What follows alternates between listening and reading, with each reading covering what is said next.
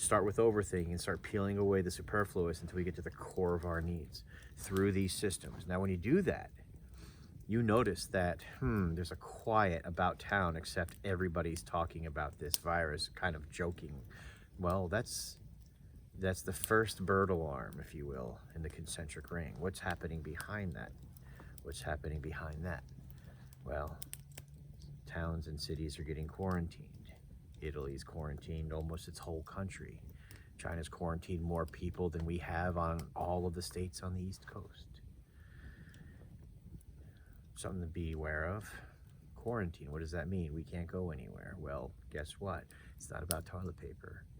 It's about those systems you've already put in place, long-term projections, the what ifs, and then the alternate routes. So now you're thinking systems into the future so that you can prepare to have alternatives moving forward.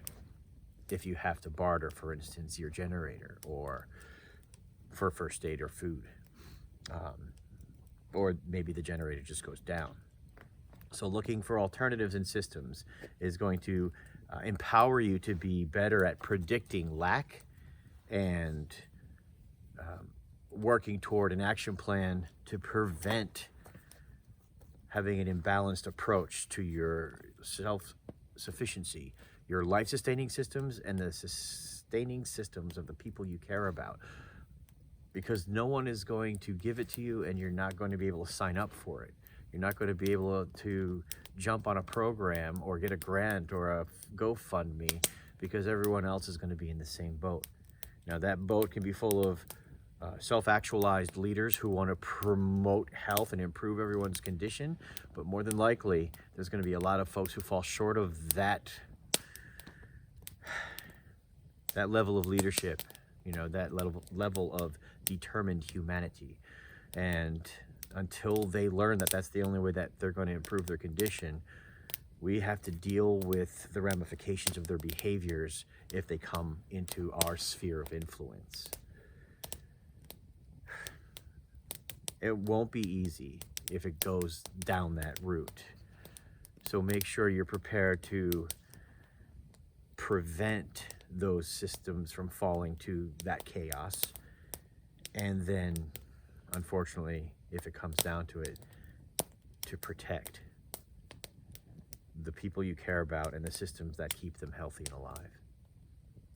So that sounds a little grim, but on the other side of that is, what are you aiming for?